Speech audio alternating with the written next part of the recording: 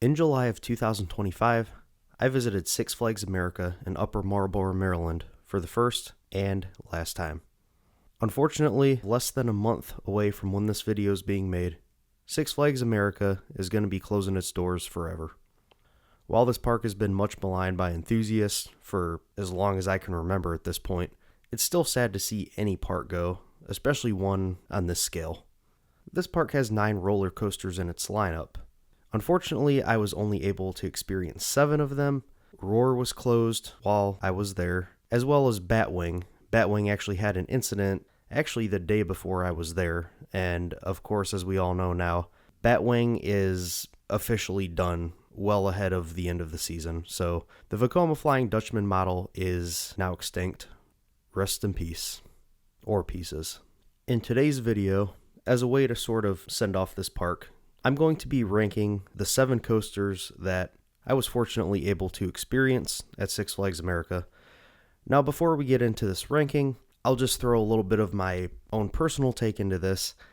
I don't really think any of these coasters are going to be saved, relocated anywhere, unfortunately. It really hurts to say that for rides like Wild One and Superman Ride of Steel especially.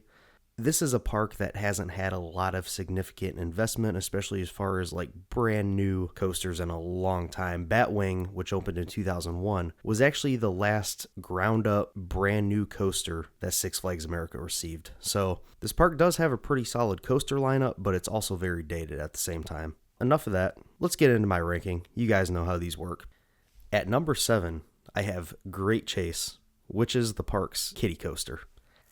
Wow. This is not just an obligatory kiddie coaster placeholder for the last spot, like the kiddie coasters are for a lot of parks. This kiddie coaster is legitimately bad. Mind you, this is made for kids. It's not made for 250-pound grown men. This ride just threw you everywhere. Just threw you into the side of the train. Hit your knees on the bar. It was just so painful. Forget about this ride. This is one of, if not the worst coaster I've been on. This is a kiddie coaster that actually deserves a title as one of the worst coasters out there. Number 6 is Firebird. This, of course, was the very first B&M coaster that was built. Originally Iron Wolf, stand-up coaster at Six Flags Great America, got relocated here. Not going to get all into the history in this video. I rode in the back on this ride as I heard back was the best spot. This has a really bad reputation for being a very uncomfortable ride. As such, I rode super defensively. Now, it wasn't nearly as bad as I thought it might be, but I was still satisfied with only getting one ride on it.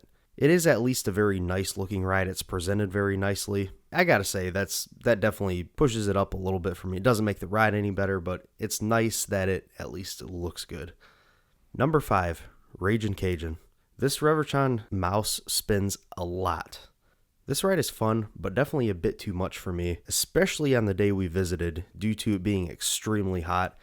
It was basically 95 degrees the whole time we were here, and it was pretty miserable. While this is a fun ride, it's a wild mouse at the end of the day, and also, as I said, the heat, it kind of dampened it a little bit for me maybe, but it was still fun. And I actually did even consider putting this ahead of the coaster, which is one spot ahead of it, which is number 4, Professor Screamore Skywinder.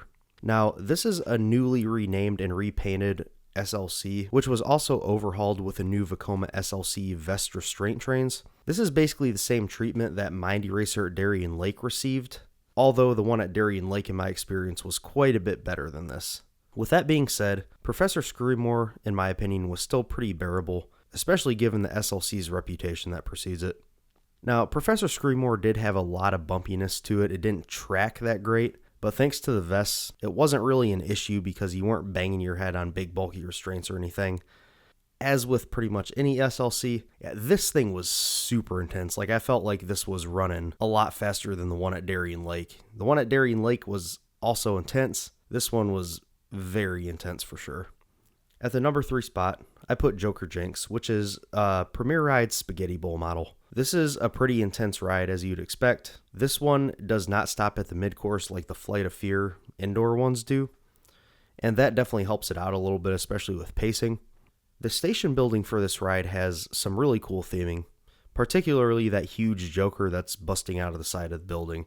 I really think that's a nice touch. It's kind of like a reminder of the era that ride was built in, that classic late 90s, early 2000s Six Flags, and I really like seeing that. This park was very outdated and stuck in the 90s and early 2000s, but it was also kind of cool seeing that. It's sort of like a time capsule, but ultimately big reason for this park's downfall.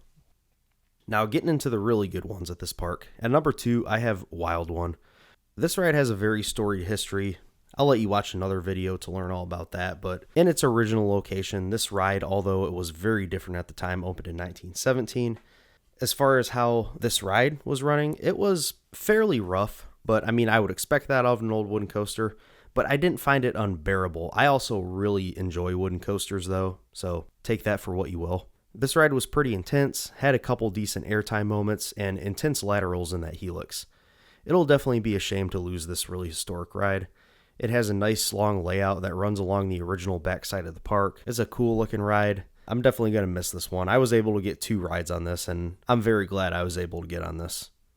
And of course, at the number 1 spot, probably no surprise to anybody watching this, we have Superman Ride of Steel, a huge Intamin hypercoaster opened in 2000. This Ride of Steel, in my opinion, was running better than the Darien Lake version was, at least in 2025. A lot of that is probably because the one at Six Flags America actually got 2 brand new trains for the 2025 season, which is crazy. Definitely shows you that they were not expecting to have this park shut down, at least until really recently. Superman has a great drop. It has those really big, drawn out, intense helices, and also a couple really solid flowjector pops. You got a couple big camelbacks on this. The layout, although it doesn't fit as good at Six Flags America as it does Darien Lake with all the straight pieces and stuff, which at Darien Lake you're flying over water, here you're just flying over an empty field. To me, that really didn't matter that much. It still has a decent layout, not the most exciting layout, but you got the good airtime hills, you got the intense moments, you got a nice drop along with it. It's a very good, very comfortable ride. I will definitely be very sad to see this ride go as well. Unfortunately, I mean, this ride is so huge, like they're not going to relocate this anywhere. Those new trains, I'm assuming, will probably go to Darien Lake, or at least be used for parts elsewhere. And before I go, I'll just say really quick, I'll give my sort of prediction where I feel like Batwing and Roar may have placed if I got to ride them. I currently have Professor Screamor's Skywinder ranked at 4, Raging Cajun at number 5. I feel like Roar probably would have been in my number 5 spot instead of Raging Cajun, and Nightwing probably would have been number 6, which of course would have bumped Raging Cajun down to 7, Firebird to 8, Great Chase 9. In case anybody was curious, that's kind of how I feel like I would have probably ranked them, based on their reputation and watching POVs and all that good stuff. Thank you guys so much for watching this video. Let me know what you think about my ranking of Six Flags America's coasters, and what do you think about the coasters there? Just go ahead and share your memories of the park in the comments, and yeah, I'll catch you guys next time. This is Coaster Daddy. Bye.